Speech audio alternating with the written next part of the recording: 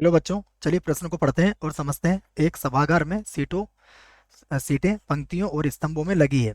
प्रत्येक पंक्ति में सीटों की संख्या पंक्तियों की संख्या के बराबर है। प्रत्येक पंक्ति में सीटों की संख्या पंक्तियों की संख्या के बराबर है। बिल्कुल सही है। जब पंक्तियों की संख्या दो गुनी कर दी जाए तथा प्रत्येक पंक्ति में सीटों की संख्या 10 कम कर दी जाए तो 300 सीटें सभागार में बढ़ जाती है। पुरानी व्यवस्था में पंक्तियों की संख्या ज्ञात कीजिए। तो यहाँ पर हमें पंक्तियों की संख्या ज्ञात करना है। प्रश्न कॉल करने से पहले प्रश्न के लिए मुख्य अवधारणा लिखेंगे। तो मुख्य अवधारणा जिसकी सहायता से इस प्रश्न को हल किया जाएगा। मुख्य अवधारणा में हम द्विघात समीकरण का व्यापक रूप लिखने वाले हैं। हम जानते हैं यह द्विघात समीकरण का व्यापक रूप होता है ए एक्स का वर्ग प्लस का बी एक्स प्लस सी बराबर जीरो। और यहाँ पर ए कभी भी जीरो के बराबर नहीं होगा। इसको हल करने के लिए हम कौन सी विधि अपनाएंगे? हम अपनाएंगे गुणनखंड विधि। गुणनखंड विधि से हम इस द्विघात समीकरण को हल करेंगे। गुणनखंड विधि। ठीक है। तो गुणनखंड विधि से हम इसको हल कर लेते हैं। अब प्रश्न की अगर बात माने तो हमसे क्या पूछा गया है? पुरानी व्यवस्था में पंक्तियों की संख्या। तो हम इसी बात को मान लेंगे एक्स। तो यहाँ से प्रश्न को हल करते हैं और लिख देते हैं माना माना पुरानी व्यवस्था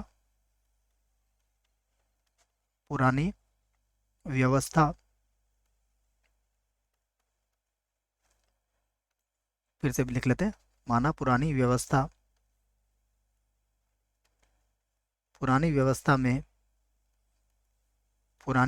में पंक्तियों की संख्या पंक्तियों पंक्तियों की संख्या पंक्तियों की संख्या एक्स है। एक्स है। तब तब देखिएगा प्रश्न में क्या कहा गया है? प्रत्येक पंक्ति में सीटों की संख्या पंक्तियों की संख्या के बराबर है। तब तब प्रत्येक पंक्ति में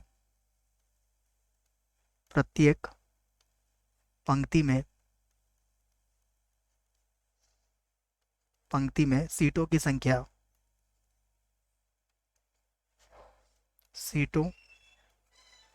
संख्या भी एक्स होगी। भी एक्स होगी। ठीक है।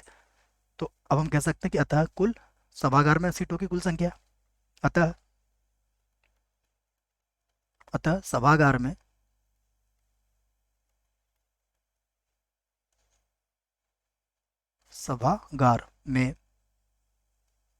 सीटों की संख्या सीटों की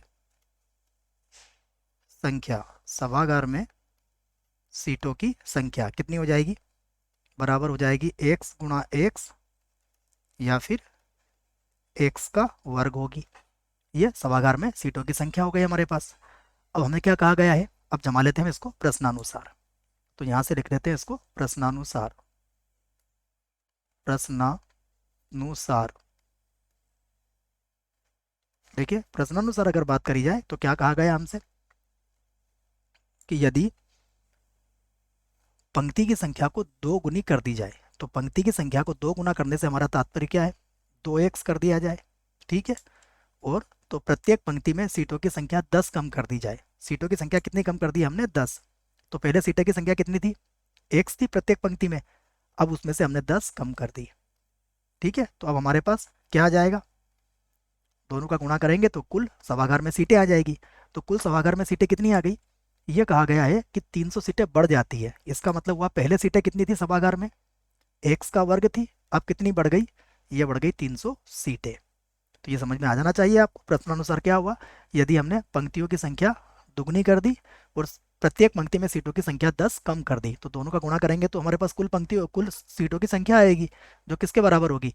पुरानी पंक्तियों की संख्या में। जैसा प्रश्न में कहा है 300 बढ़ गई है तो 300 प्लस कर देंगे बच्चों। अब हम इसको हल कर सकते हैं। तो ये हो जाएगा 2x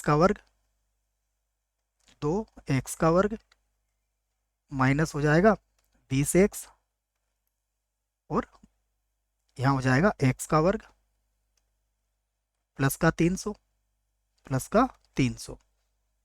अब x को आप बराबर किधर ले आइए तो क्या बन जाएगा, ये बन जाएगा x का वर्ग माइनस का हो जाएगा 20x, और 300 को भी बराबर किधर ले आओ तो ये हो जाएगा माइनस का 300 बराबर क्या हो जाएगा, ये 0।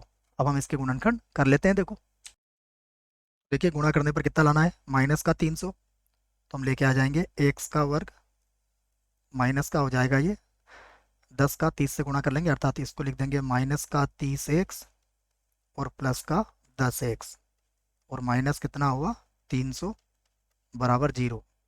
यहाँ से x कॉमन ले लेते हैं, तो x माइनस का 30 प्लस 10 कॉमन ले लेते हैं, तो ये भी हो जाएगा x माइनस का 30 बराबर 0। तो यहाँ से आ जाएगा x माइनस का 30 और यहाँ से आ जाएगा x प्लस 10 बराबर 0। अब दो गुणनखंड आ गए, दोनों की तुलना अलग अलग जीरो से कर सकते हैं। तो x माइनस का 30 बराबर 0 या फिर x प्लस 10 बराबर 0। अब क्या लिख सकते हैं इसको, यहाँ से आ जाएगा x बराबर 30 और यहाँ से आ जाएगा x बराबर माइनस का 10।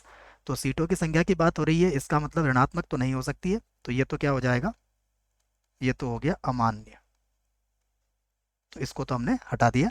अब x बराबर 30 है तो यही हमसे पूछा गया, तो हम लिख देंगे अतः अतः जैसा हमने माना था वैसे लिखेंगे, पुरानी व्यवस्था, अतः पुरानी व्यवस्था, ठीक है एक बार देख लेते हैं कैसा पूछा गया, पुरानी व्यवस्था, अतः पुरानी व्यवस्था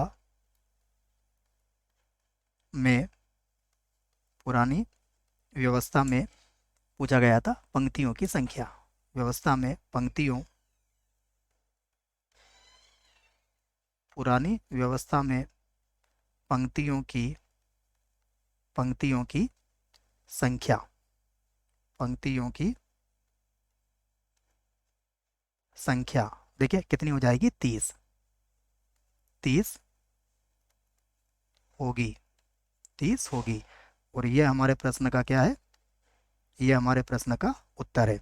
आशा करता हूँ बच्चों प्रश्न का उत्तर समझ में आया होगा। धन्यवाद।